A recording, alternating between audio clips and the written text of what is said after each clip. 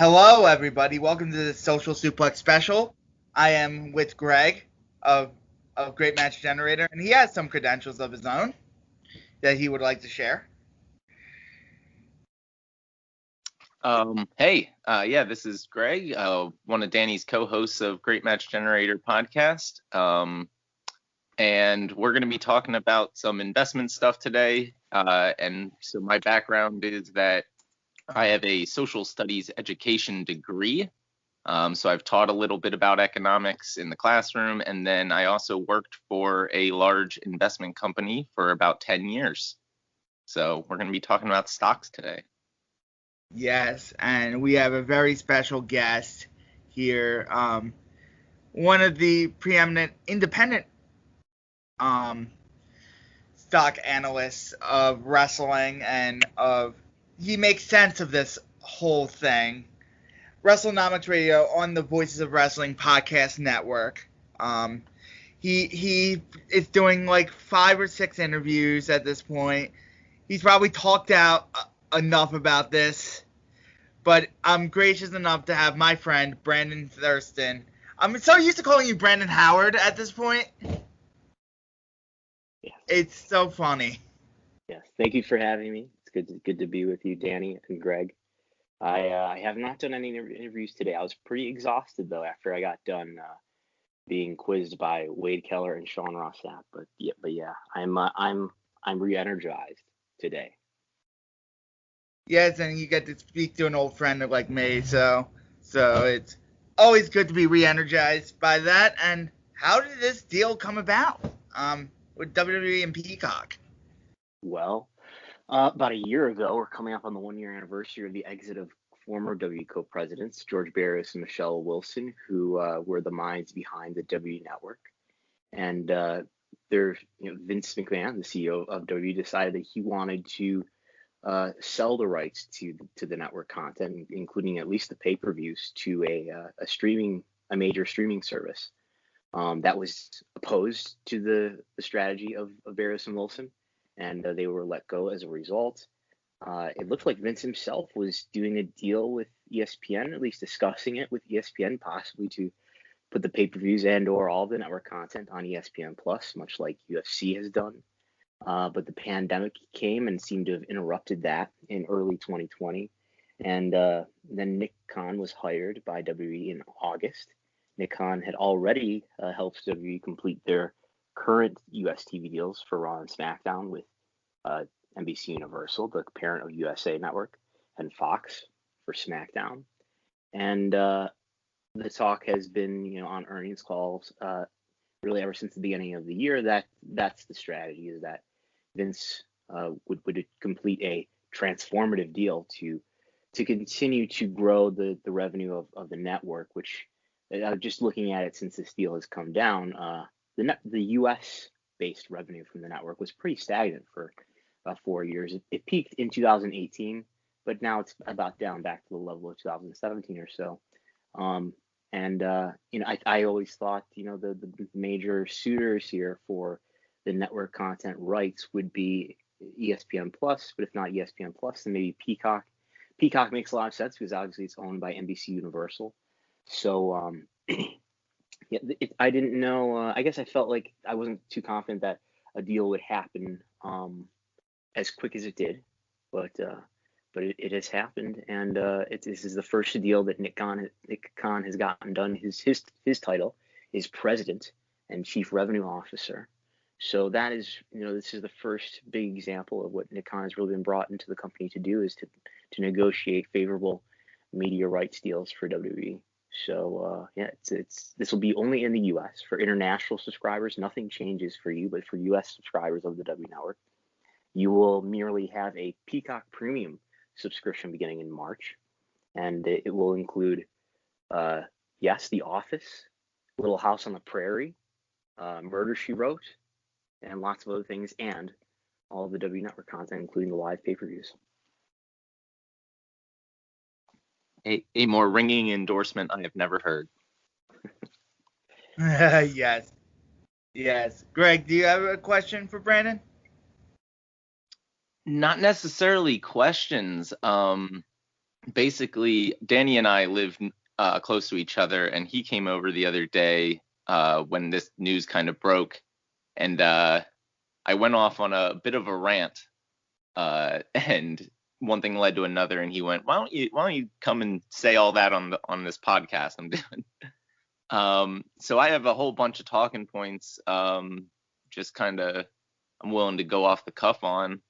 I do think it's a really, really interesting deal. I think in the short term, it's going to be really beneficial for everyone. It's going to be beneficial, obviously, for the fans. We get all the content for a cheaper price. I know I probably won't care about ads, so I'll just go with that ad-free option, which means I'll be getting it for half price. And then it's good for WWE, obviously, because they just made $1 billion. And then it's really good for Peacock, because I think Danny and I were talking about how the WWE arguably has the largest single content library in the world.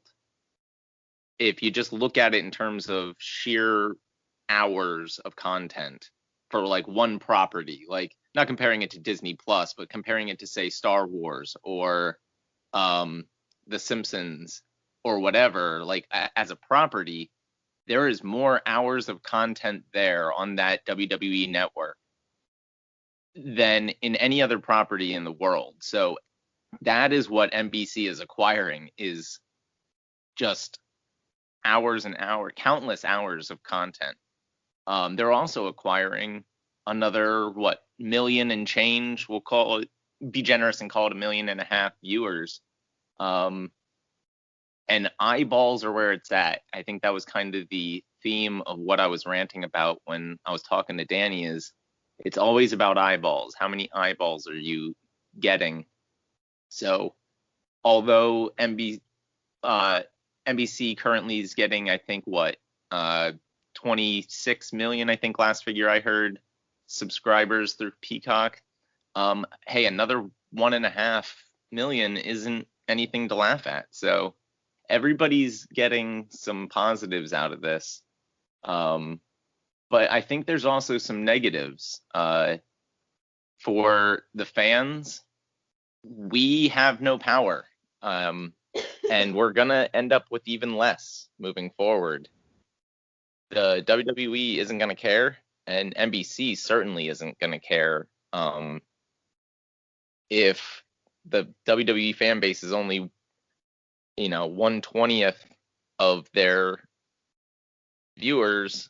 They're not going to really care about us. I said if they force WWE to make a really dumb decision on TV, and the entire WWE audience decides en masse, we're going to just quit Peacock and leave, will NBC really miss that million plus out of 26 million? Probably not. And that would take a full concerted effort on the fan base. So we have no power. Vince is obviously losing power. So just from his personal standpoint, I'm sure that bugs him. And then NBC, I think they overpaid. I still don't think that it's worth $1 billion, but they did make out better than Fox, because instead of one show, they're getting that whole library for $1 billion. So those are kind of the pros and cons I saw. Brandon, your thoughts? So I guess we could talk about how, what is this worth to, what is the value here for NBC Universal? I think it's pretty clear the value is for WWE. They had stagnant revenue for a number of years consecutively, and this is a deal that will average $200 million a year. It probably has guaranteed escalators in it, so it guarantees revenue growth in an area that was not growing. It probably lowers some expense. It might reduce, Lightshed, which is an investment firm, put out a good article yesterday that I just read today, pointing out that it might reduce the amount of ad revenue that WWE is able to sell on the network. But overall, they will gain in revenue, and this will probably cause an increase in operating income, which just means that this will make WWE more profitable. But for NBC Universal, right, they're paying. Why would they pay more, $200 million a year for a set of subscribers who were only providing around $135 million a year, and they're going to charge them the same price or less compared to what they were previously being charged. Right, you can stay on for $9.99, or you can accept ads and have your subscription for $4.99. So why would NBC Universal pay in excess for the content library and for the pay-per-views? And I think the answer is NBC Universal is a company that operates a number of cable networks, among other things, but they are owned. So they're in the cable TV business and the broadcast TV business with NBC. But they are owned by Comcast, which is a company that provides cable TV services, among other things. And I think the cable TV business is probably still highly profitable, but it's clearly declining, and has been for a number of years here as people cut the cord. And we see you can probably easily find statistics showing you the number of U.S. homes that have cable over time, and that number is declining, and there's no real end in sight to where that's going to go. So these major media companies have to make a play into streaming if they want to survive in the future. And I'm sure Peacock, if you just isolated its business, is not profitable now or this year or for the next few years, at least probably. But it's all a hedge against, I'm a giant cable company, I'm profitable, but my business is waning. And what do I need to do about that? Is I need to chase after where the watch time is, which is increasingly in streaming. So it's a long investment. You can think of it as a long investment that this content could be more valuable to Peacock than it is to WWE. It's to Greg's point about how this is a guaranteed revenue source. So this sort of takes some of the power or control or some sort of the levers that fans would have if fans cancel the WWE network. The WWE would definitely take notice of that. If a ton of fans cancel their Peacock Premium subscription, maybe it doesn't mean as much because all that revenue that they're getting is guaranteed. So and I think that's a theme that has been true over time in the last at least 5 years since I've been following the business of WWE closely. I often explain it like this, that when I was a kid, I was watching WF Superstars on my local Fox affiliate, and that was a paid programming slot. The WF had to pay to basically run an infomercial every I think it was every Saturday, and they did that. They incurred that expense so that they could sell pay-per-views, and so they could sell tickets and maybe some merchandise. And now the business, and this happened gradually over time, but now the business has totally been turned upside down in that the revenue stream that WWE makes the most money from is the thing that they used to pay for. It is the TV shows. It is Raw and SmackDown that generate about half of WWE's revenue. And that's not something that's dependent on viewership. That's guaranteed and escalating over time. WWE's going to make more money for Raw and SmackDown next year than they did this year, because that's just the nature of the contracts. And a $100 million per year deal with the Kingdom of Saudi Arabia gives them even more guaranteed money that is not really dependent on any consumer behavior. It's dependent on another contract from a major business partner. So it's, and then the dynamic gets especially interesting when you think about Vince McMahon, who's always said to be out of touch, and I think Vince McMahon is degrading the quality of the content through his execution of creative. He's not developing stars.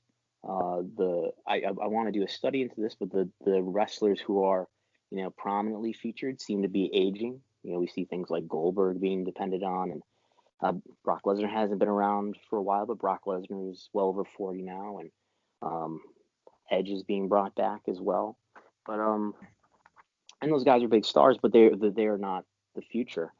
But anyway, WWE is not doing much to create stars and not doing much to increase its popularity. In fact, I see a number of metrics that convincingly I think show that WWE's popularity since about 2017 has been on a consistent decline. So fans are checking out somewhat. That said, I think that I did a study that will come out on Monday, measuring the Net Promoter Scores. So if people don't know what a Net Promoter Score is, it's basically you do a survey and you ask people how likely on a numbered scale, they would be to recommend a product to a friend or family member, and then you do some math and you come up with either a positive or a negative Net Promoter Score.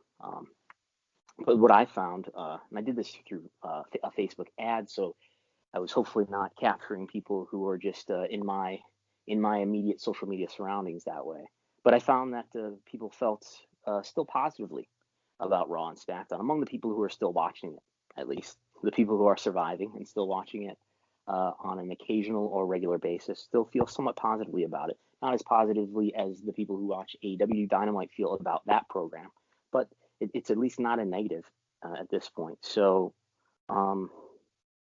the popularity of the content has declined, and I think I would like to study Net Promoter Score over time, so I don't know what the trend is like, but I would imagine that go ahead. I was just going to ask, did you, to the point you were just making a second ago, did you see or hear the news today about WWE pushing those older stars for WrestleMania this year? Apparently some insider claimed that the outcome of the Royal Rumble is really going to upset the fans, because the implication was they're going to be pushing old stars like Cena, Goldberg, Undertaker might be coming back again. Down the line, they're going after Rock. But basically, they found out that the old stars popped a rating. And it's like, well, no, duh. In a vacuum, of course they did, because you haven't built any new stars. But that's all they're looking at is, in a vacuum, it pops a rating. So they're going all in on these old superstars and leaving all their young guys in the dust, not realizing that, like, that's not sustainable. Yeah, I think WWE main roster programs is a frustrating experience for a lot of fans, and I think I think the popularity of the product could be a lot more popular than it is. The ticket sales could be in a year where there are ticket sales could be a lot higher than what they are. Their merchandise sales could be a lot higher than what they are. Their WWE Network subscribers could be a lot higher than what they are. But none of that is going to change while Vince McMahon is the head of creative. I think at least the last 5 years and maybe the last 20 years, I think have shown that things don't creatively get better. If anything, they get slightly worse over time. And it's going to be this way probably until Vince McMahon is no longer able to work, and who knows when that is. So it's an increasing portion, and I think it's now a majority. And it's with this deal, with the Peacock deal, it's an even greater majority of their revenue comes not from fans, not from immediate decisions that are being made by consumers or wrestling fans, but it's an increasing majority of their revenues comes from business partners. Not without consumers, without viewers, without ticket goers, without wrestling fans. Obviously, they have no business, but it takes a lot longer of a time to feel those effects. And it would behoove WWE to have a creative leadership that is really in touch with how fans feel and what sort of trends to listen to and what sort of trends to listen to more moderately, and what sort of trends to not take that seriously. And I think they clearly don't have that, and I don't know when they will. Yeah, it's really unfortunate how they don't seem to follow trends all that well. And we were also talking, me and Greg, about the super providers.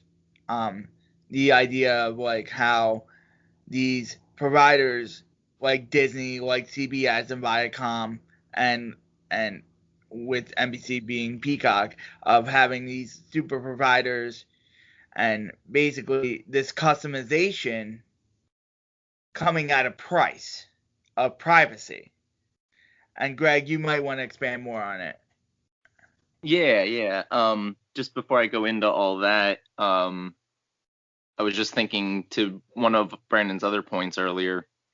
I was watching, excuse me, I was watching Philip DeFranco, who I'm not sure if you know. He's a YouTuber who does news, and he was talking about how they predict that people are going to be cutting the cord even more moving forward. I think that's pretty obvious. But that they're expecting a 30+% decrease in cable subscriptions, I think within even the next year. And that is a massive drop off. Because I think it only went down single digits over the last couple years. So they're expecting it to just completely plummet as people really go towards these streaming services. And more importantly, just Phil has a younger audience, I guess you could say. It skews younger. And he put out some polls, and the general consensus was the younger generations grew up either without cable or with limited cable.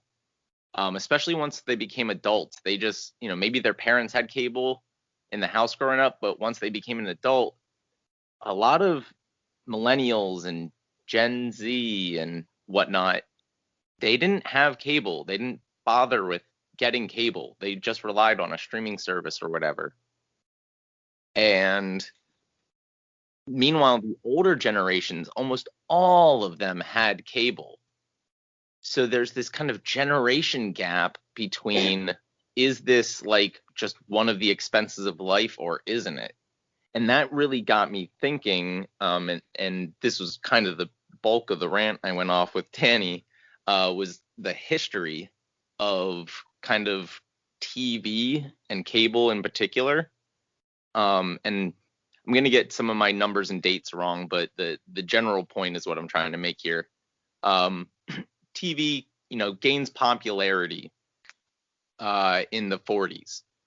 And by the 50s, we have black and white TV in most homes with the 3 networks, ABC, CBS, NBC.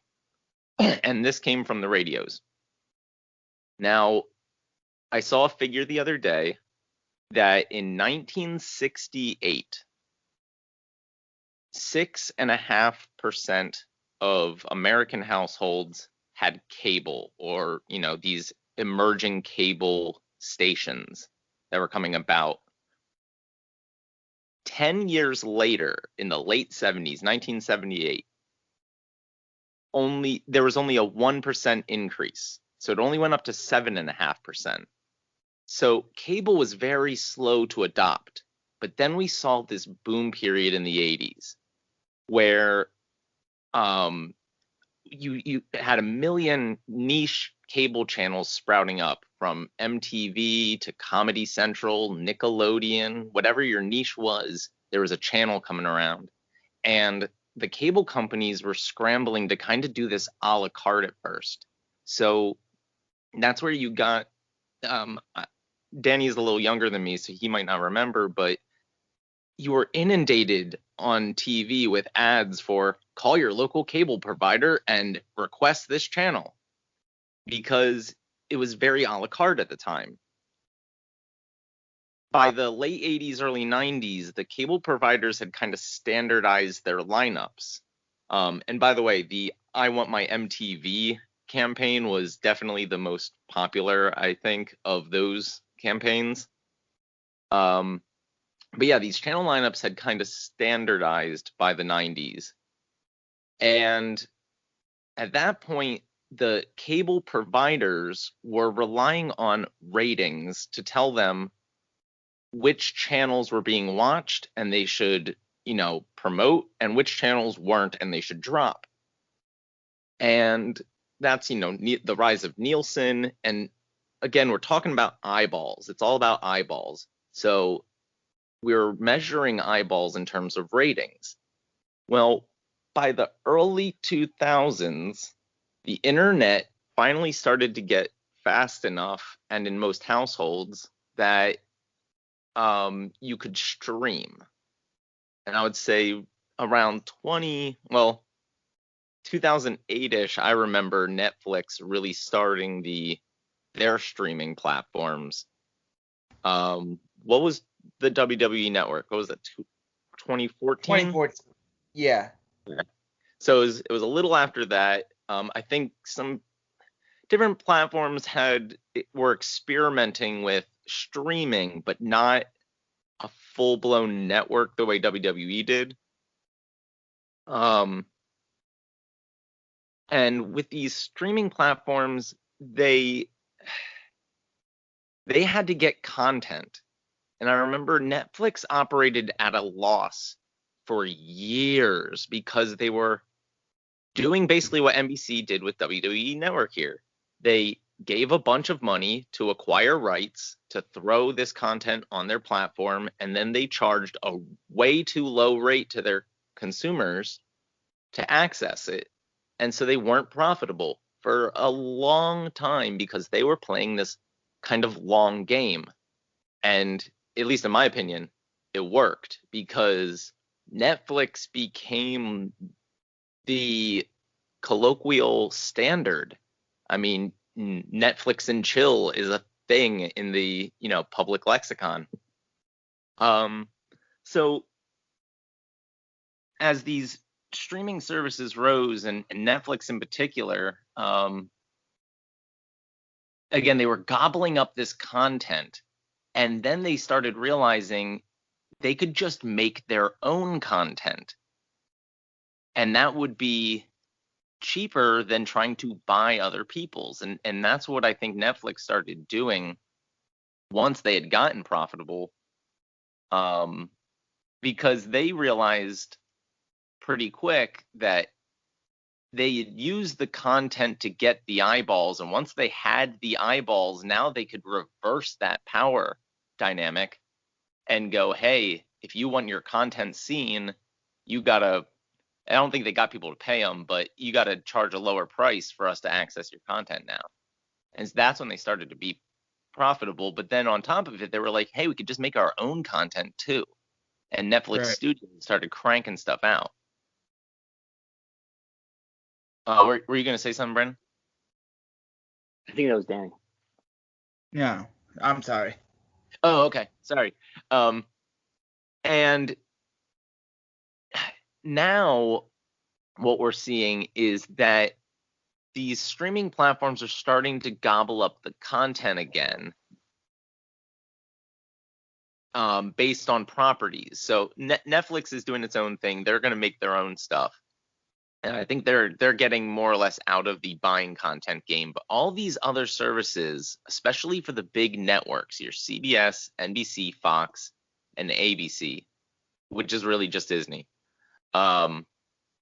they're buying up content again. They're spending all their seemingly endless capital on buying this content, similar to Netflix's original long game, thinking that down the line we can use this content to get eyeballs, and then we can use the capital of those eyeballs to either lower prices or make money off of it.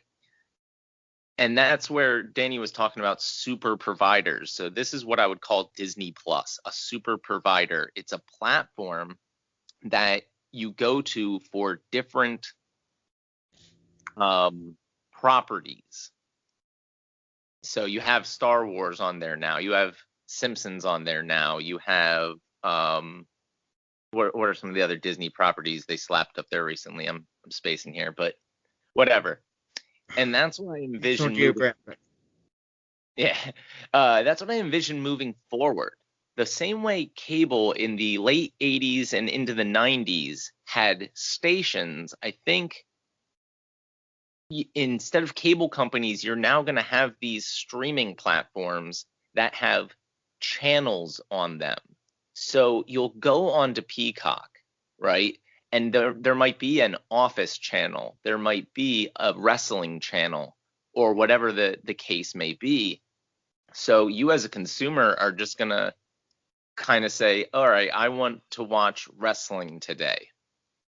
And you're going to log on, say you have Peacock. I'm going to log on to Peacock and I'm going to go to the wrestling channel, which is really just the WWE network. And I'm going to be able to, instead of those static lineups where I just had to tune in at 8 o'clock to see a show, I'm going to be able to access it whenever I feel like now, on demand. Do I want to watch old stuff, new stuff, WWE or WCW or ECW? What do I want as the customer? I'm going to be able to do and watch whatever I want.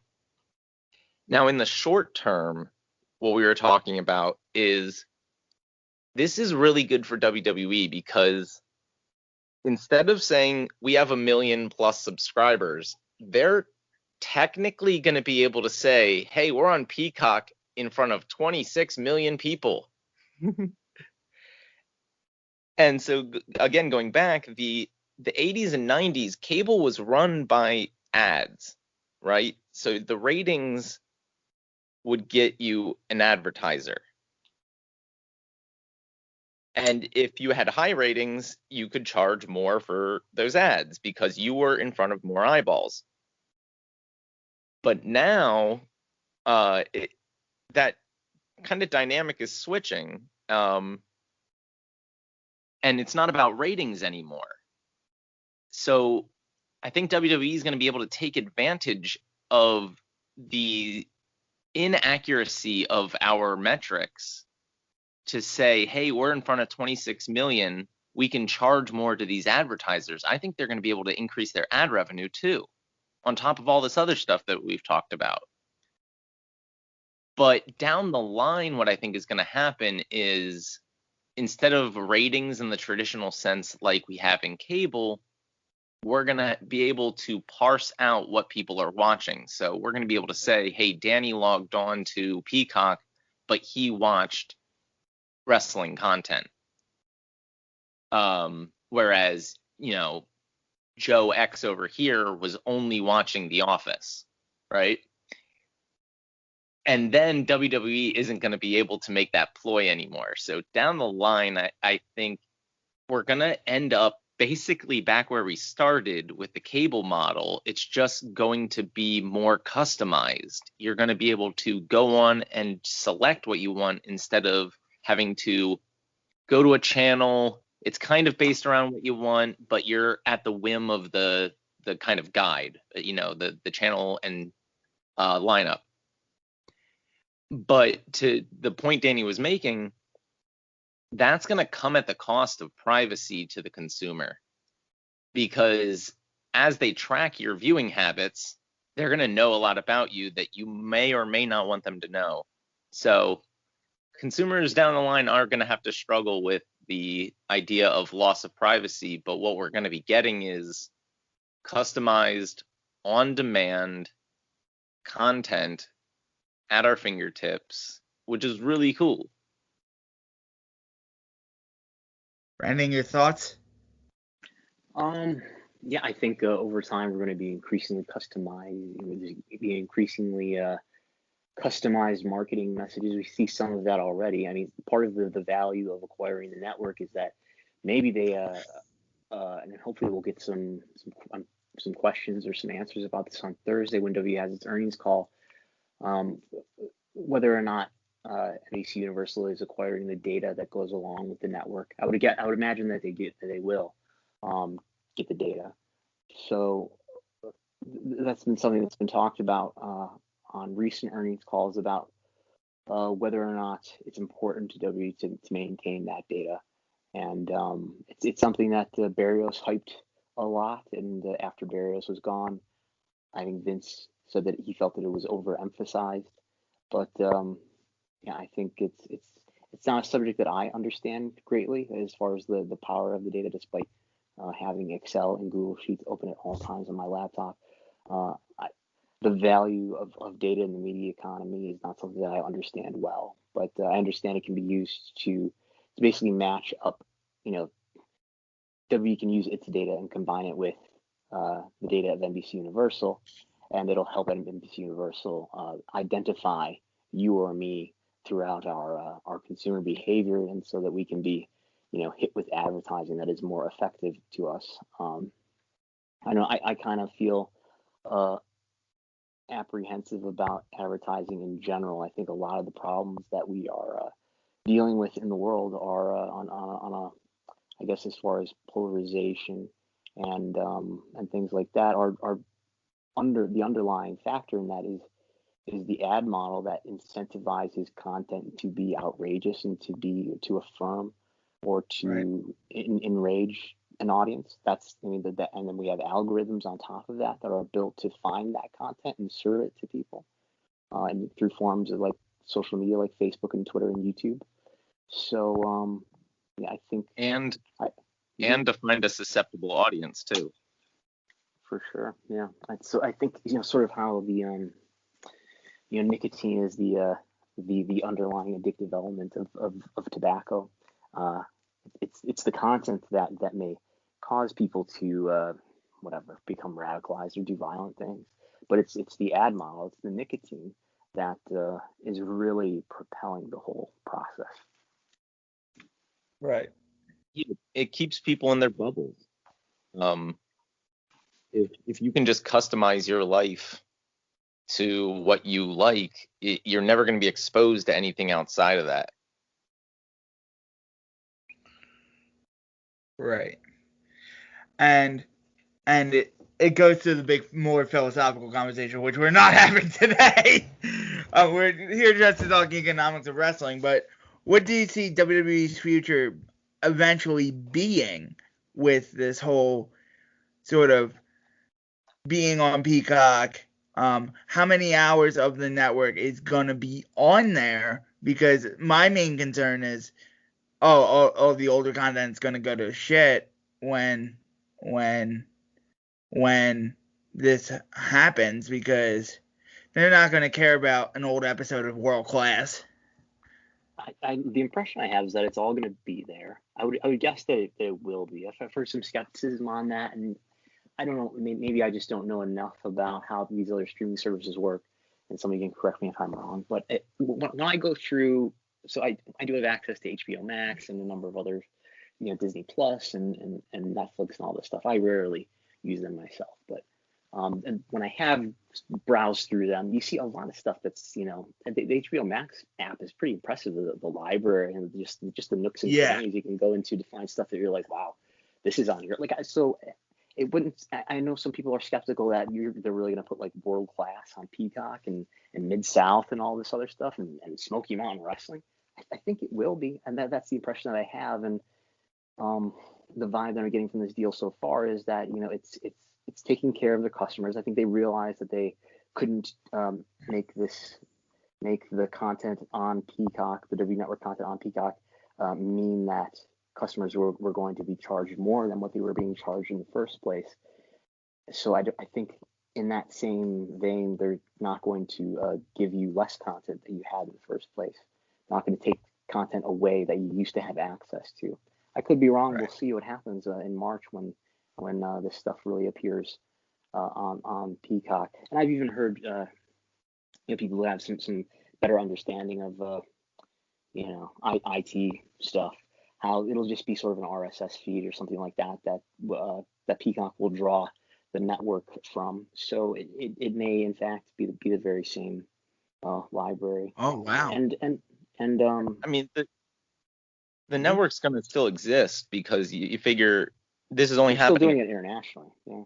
Yeah, so international, it's still gonna exist on a server somewhere. So Yeah, and having this on Peacock is not exactly unprecedented. Like the Rogers has hosted the W Network only through their cable service for a number of years in Canada, and I think since at least the last several months, Sony in India through Sony Live has hosted the right. W Network in India. So I think this is Sony. along the same lines.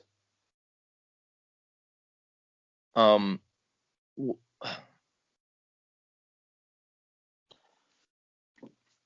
forget Pause what. there. Yeah, I forgot what I was just about to say. But about the I was gonna say that the future moving forward. I don't think Peacock's going to initially, at least, eliminate any content. I think you're gonna get everything. But my fear for Vince, especially in the future, is that loss of control. If he wants to censor something or take it off, and NBC says, "Nah, we're gonna leave it up," or vice versa, if he wants to leave something up and they're like, no, this is, controversial or whatever, he's not going to have that control anymore. It's going to be NBC's call. And being the kind of control freak that Vince is, I can see that being a really big problem. One other thing I know Danny and I talked about is Vince is going to have to really play political games because SmackDown is still owned by Fox. Backstage is still owned by Fox. He still has this deep connection with Fox. And now he's jumping into the NBC pool kind of, with both feet. How do you negotiate that? What about the most recent episode of SmackDown? When does Fox's rights to that end? And then it's allowed to go up onto NBC's streaming platform. I believe WWE has the rights after 30 days, so the content is broadcast throughout the world and through its many media partners. SmackDown is broadcast, for example, through Fox. Raw is broadcast through USA Network, and those broadcasters, those distributors, have the rights to it for 30 days. After 30 days, it belongs to WWE to do with it whatever they like. Which in that case, I think they could put it on Peacock. But I still think it's gonna create issues down the line. We even saw the reports today are ESPN is furious because I guess they were in play for the network in some way, shape, or form. And now they feel slighted, so they're not going to cover WWE anymore, and that starts the rumors that maybe they'll counter by starting to cover AEW. I don't know about all that, but if like Fox wants to be spiteful too, and hey, all we got for $1 billion over 5 years was this TV show, and these guys for $1 billion over 5 years got a catalog. Maybe we're gonna start pulling tricks or doing whatever. Like I just think Vince is really gonna have to play his politics to get around these two massive networks fighting over his content. Well, I think Fox is fairly comfortable with the deal that they have for SmackDown right now. If we look at the ratings on Friday, SmackDown does in many weeks. The last time I looked at this was throughout the summer, and there's a number of weeks consecutively where SmackDown was the most viewed program on Friday primetime and broadcast in the key demo. Not in total audience. There's a lot of broadcast primetime programs that outdo it in total audience, but in the key demo that drives advertising revenue, which is the majority of Fox broadcasts revenue source besides affiliate fees. Affiliate fees, I think, are about a third, a minority, as opposed to advertising revenue, which is maybe not quite 2/3, because there's sort of an other category when I look at the SEC filings. But anyway, the point is, SmackDown when we talk about the value of the fees that Fox is paying WWE, $205 million on average annual value over 5 years, that sounds like a lot of money, and it is. It's more money than is in my bank account, but it's relatively inexpensive for Fox. If let's say they canceled SmackDown tomorrow and they wanted to replace those 2 hours on Friday night with two first run dramas, and it would cost, let's say, I think an average going rate to produce 2 first run dramas is, say, $3 million. So they got to pay $3 million for 2 hours. So that's $6 million. You multiply that by 52, it's $312 million. So this already in a year, over a year, we're in excess of what the cost is compared to SmackDown. On top of that, a drama series or scripted series would be probably 20 some odd weeks of first run content as opposed to year round. SmackDown is live; it's 52 weeks a year, and it's probably, well, it's certainly more DVR proof than a scripted show. So I think Fox doesn't have a streaming service. I know they've got is it Tubi that belongs to Fox? I can't remember, but I don't know what Fox is doing as far as streaming video. There's Fox Nation, of course. That's out there. But oh God. Yeah. You just made the point about non-DVR-able content, and I think that's another very interesting thing. Pro wrestling can very much, as much as it's acted out and scripted like scripted television, it is presented very much like a live sport, and viewed by most of its fans and whatnot as a live sport that you want to see live. Danny and I were joking about, there's an element of superstition almost to sports. I know when I watch, I'll watch a football game live, and if my team's down, I might go, man, let me change my shirt, and maybe that'll affect the outcome, right? But if I've DVR'd the thing, it's already over. There's nothing I can do. Like, people want to watch sports live, and I think they, for the most part, want to watch pro wrestling live. And that's why it is, you're right, it's a very valuable property compared to scripted DVRable programming, because you can just skip the ads in non-live programming, and then the advertisers don't want any part of you. Yeah, and that's also to the communal aspect of it. That's why the NFL, every trend on Twitter is the NFL and the players' names. That annoys Greg so much. Yeah, I was ranting about that the other day. I follow college football, not pro football.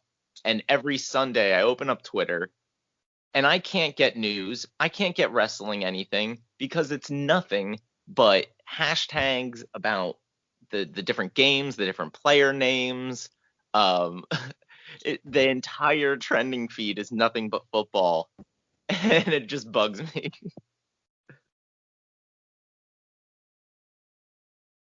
Brandon, your thoughts? Question? No, we were just saying how DVR-proof wrestling is compared to football, compared to like scripted TVs. Yeah. So when I hear people, this is a LinkedIn story. So on one of somebody was sharing the press release or something like that, or one of the news stories announcing the deal between WWE and Peacock, and it's interesting to watch things unfold on LinkedIn, because LinkedIn is a totally different set of people, at least the people that are in my feed, compared to like Twitter or something.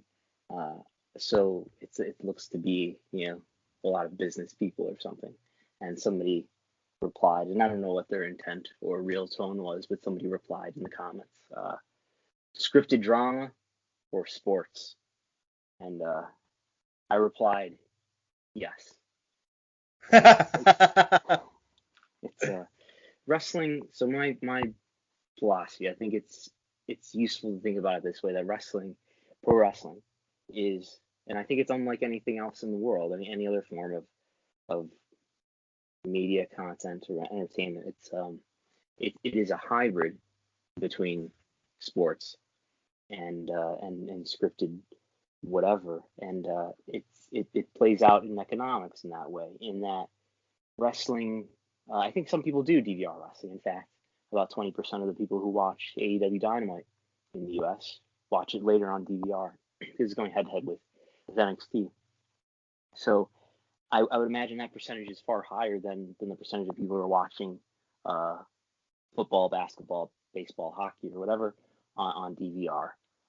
So there's some people who are DVRing it, but I would bet that pro wrestling is a lot more DVR proof than anything that's scripted comedy or drama or reality TV for that matter.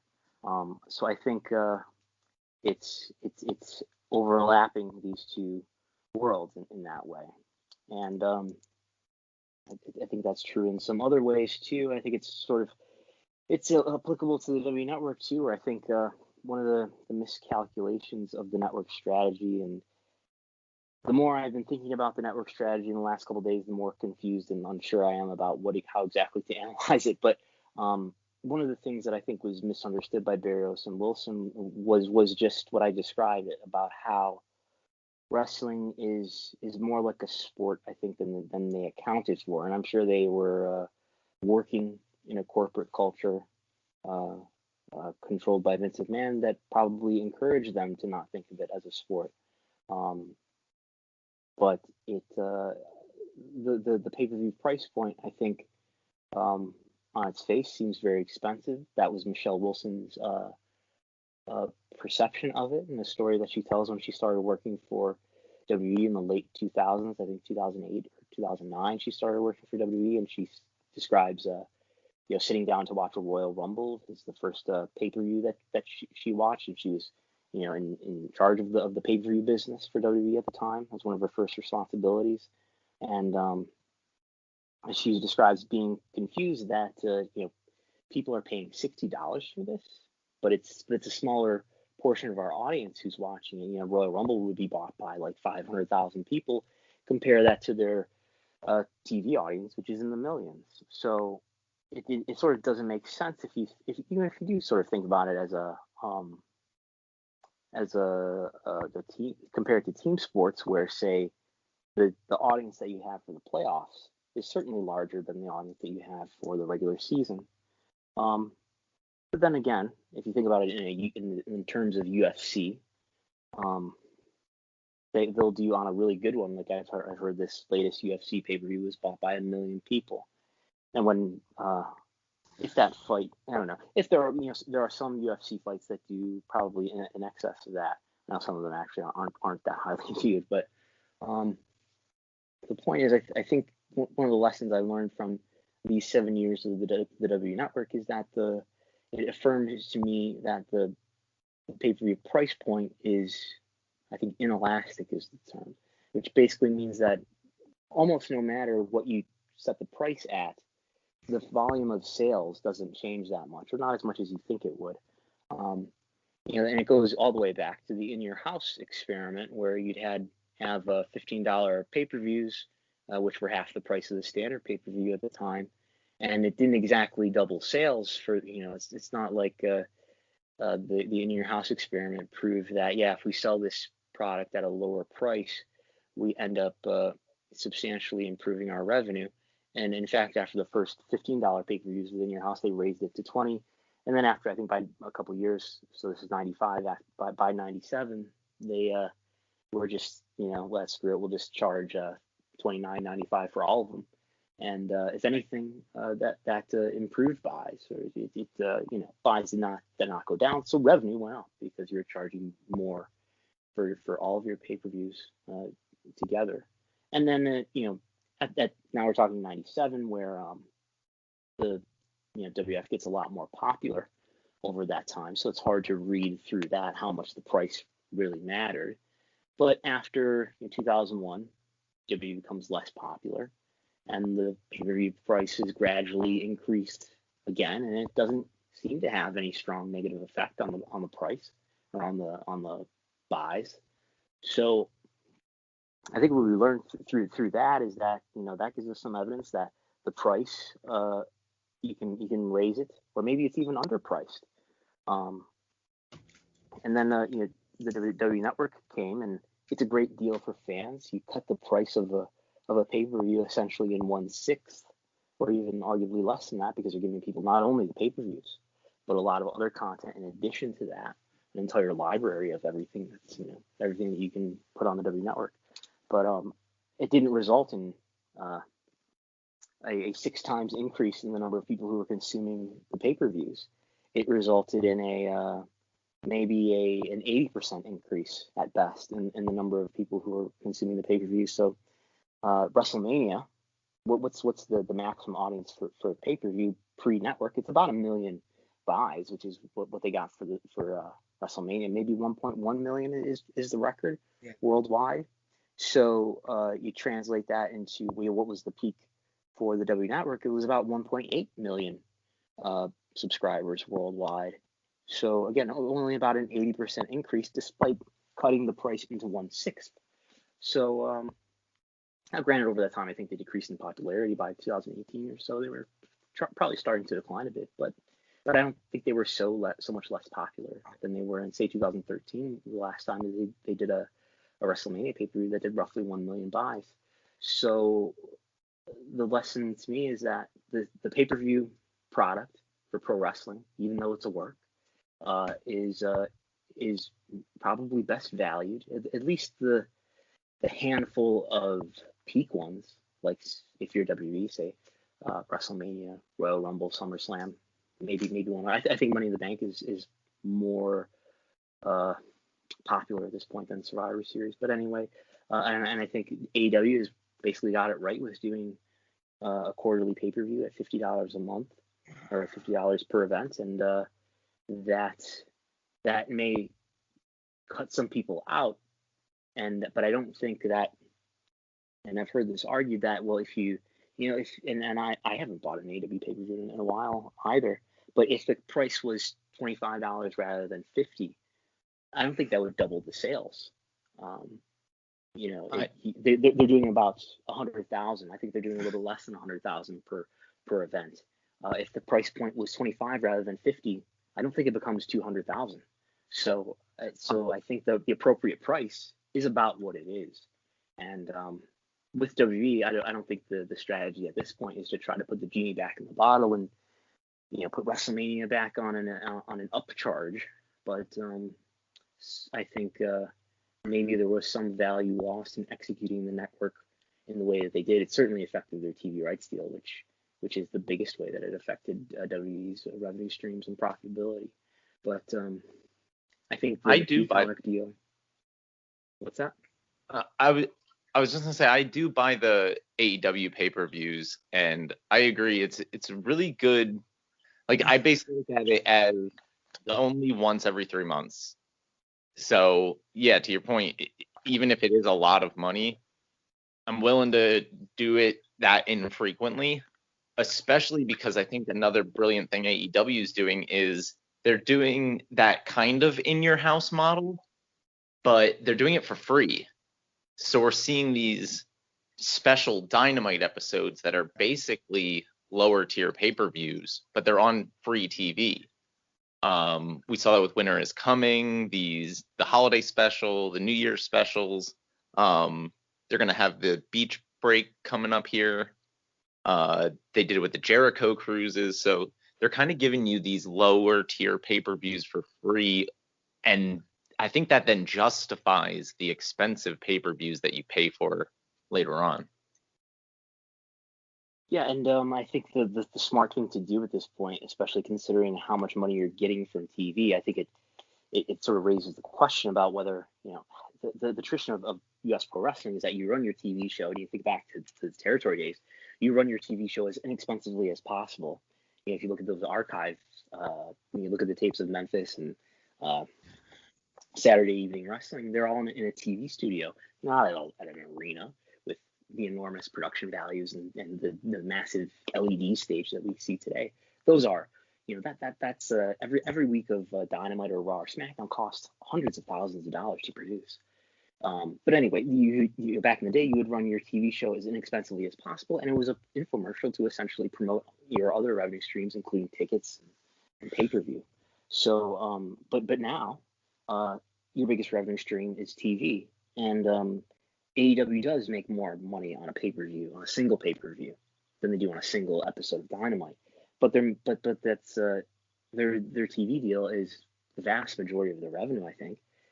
So does it not make sense now, rather than to treat TV as something that is this promotional vehicle, to instead treat it as something that maybe should have a peak special episode every now and then to I guess to try to produce better TV ratings that that do a good job of providing the viewership and whatever other values that you're providing to your TV partner. Yeah. We talked about things being DVR proof, but I think one thing the businesses didn't compensate for was streaming platforms have usernames and passwords. And I think traditionally when you go to watch a pay-per-view, at worst, maybe you can have some friends over, right? And you can all sit around and watch that pay-per-view together. So the company is losing out on however many people you can fit in your house, right? Instead of me and my 5 friends all ordering the pay-per-view separately, we're all together in a house. However, with streaming, I could share my username and password to 20 people. And they're going to miss out on all those people, not just for one pay-per-view, but for every single month. And they didn't compensate for that. And I think a lot of streaming platforms are struggling with this, with sharing of credentials taking away from at least the metric of eyeballs, which would be subscribers. Yeah.